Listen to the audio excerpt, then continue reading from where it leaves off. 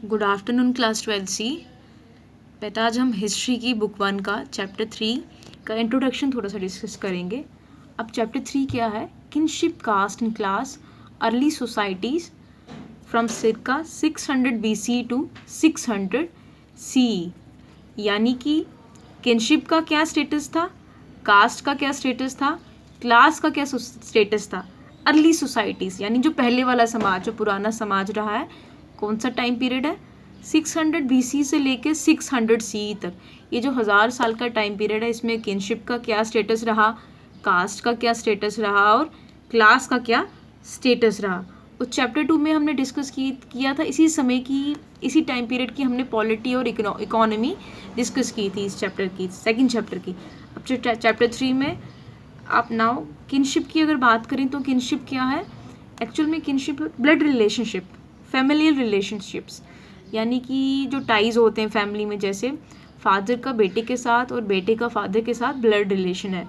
तो पहले वाले समय में राजा और उसके ऑफस्प्रिंग्स के साथ किस तरह का रिलेशनशिप, किनशिप के टाइज कैसे थे, यानी कि राजा के जो बेटे और बेटियां थे उनमें आपस में राजा के साथ संबंध कैसे थे, उनके अच्छे संबंध थे कि संबंध अच्छे नहीं थे, वो हम इस चैप्टर में डिस्कस करेंगे। कि जो उस समय के जो धर्मा सूत्राज हैं, उस समय के जो टेक्स्ट बुक्स हैं जो कि लॉज डिफाइन करते हैं सोसाइटी के, किनशिप के, वो इस रिलेशनशिप के बारे में क्या कहते हैं कि राजा का अपनी प्रजा के प्रति या राजा का अपने बेटे के प्रति क्या कर्तव्य है, एक बेटे का अपने पिता के प्रति क्या कर्तव्य है। अब नेक्स्ट जो है दैट इज़ कास्ट। अब देखिए कास्ट क्या है। अगर हम इंडियन सोसाइटी की बात करें तो हमें मालूम है कि अगर हिंदुज़म की बात करें, जो हिंदू फेथ है, उसमें जो है इसको 4 वर्ना सिस्टम में बांटा गया है।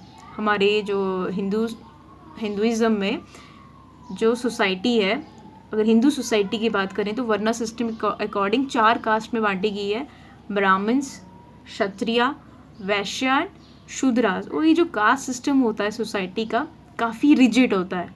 अगर हम इंडियन सोसाइटी के कास्ट सिस्टम की बात करें, it is very rigid, flexible नहीं है, इसको चेंज कर पाना इतना आसान नहीं है। सिमिलरली जो थर्ड जो टर्म है आपकी बुक की, दैट इज़ क्लास।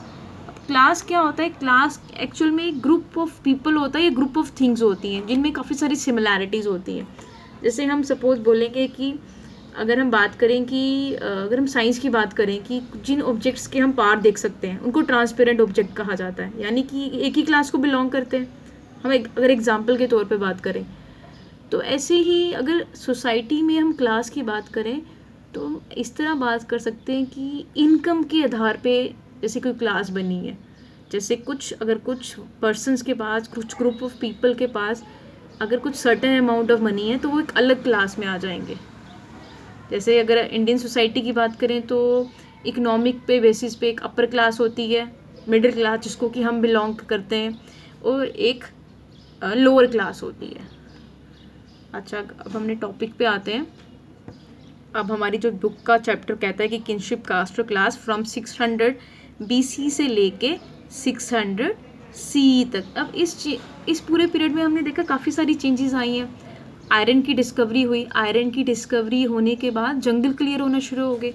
जो मैक्सिमम एरिया था that was brought under agriculture.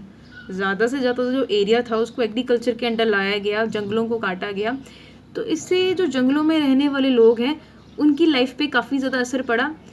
उनकी एक अलग से क्लास उभर के सामने आती है। जो सोशल डिविजन्स होती हैं वो शार्पन होती हैं। इसी टाइम पीरियड में जो सोसाइटी में डिविजन्स हैं वो उभर के सामने आएंगी। अब ये हिस्टोरियन इन सारी चीज़ों का कहाँ से पता लगाते हैं? उस समय के जो टेक्स्ट और उस समय के थोड़े आगे वाले जो टेक्स्ट हैं उनको पढ़ के हिस्टोरियंस ने उस समय के सोशल नॉर्म्स की जो चीज़ें, नॉर्म्स हो गया कि जो चीज़ काफ़ी कॉमन है, यूजुअल है, ज़्यादा तौर पर प्रैक्टिस की जाती है, उस समय के नॉर्म्स का पता लगाया, उस समय के सोशल बिहेवियर का पता लगाया कि लोगों का सोसाइटी में जो उठना बैठना था किस तरह के वो रूल्स फॉलो करते थे, सोशल सिचुएशंस पे वो कैसे रिएक्ट करते थे। अब देखिए हमारे पास बेटा एक उस समय का टेक्स्ट है जो हमारे पास अवेलेबल है, जो हमें इस टाइम पीरियड की जो हिस्ट्री को कंस्ट्रक्ट करने में, हिस्टोरियंस को कंस्ट्रक्ट करने में काफ़ी हेल्प करता है। दैट टेक्स्ट, उस टेक्स्ट को एपिक भी कहा जाता है। इंडियन एंशिएंट हिस्ट्री में हमारे पास अगर नॉर्थ साउथ को छोड़ के, साउथ में भी हमारे पास एपिक्स हैं, अगर साउथ को छोड़ के हम बाकी जो 2 मेन एपिक्स हैं उनकी बात करें तो उनमें महाभारत आएगा और रामायण। अब इस चैप्टर में महाभारत के बारे में थोड़ा सा बताया गया है कि महाभारत एक्चुअल में क्या है। एक एपिक है, महाभारता इज एक्चुअली एन एपिक, और ये लगभग 1,00,000 वर्सेस श्लोकों से बना है। संस्कृत में कंपोजिशन की गई है इसकी, और ये एक्चुअल में दर्शाता है, ये किनशिप टाइज को ही दर्शाएगा, फैमिली रिलेशनशिप को भी दर्शाएगा कि उस समय सोसाइटी में किस तरह के टाइज थे।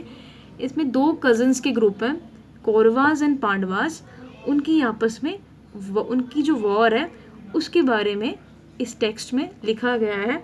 और उसको पढ़ के हिस्टोरियन ने जो है इस टाइम पीरियड की फ्रॉम 600 BC से लेके 600 CE की जो हिस्ट्री है उसको कंस्ट्रक्ट करने की कोशिश की गई है।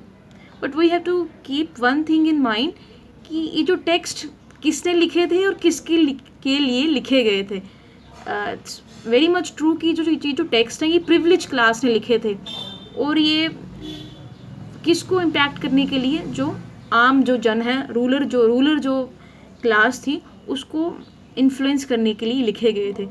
और ये जो महाभारत, अकॉर्डिंग टू हिस्टोरियन, ये जो महाभारत टेक्स्ट है इसको कंपोज करने में लगभग 1000 साल लगे। ये जो आज का हम महाभारत पढ़ते हैं ये कुछ एक स्मॉल ड्यूरेशन ऑफ टाइम में कंपोज नहीं किया गया, लगभग इसको 1000 साल लग गए।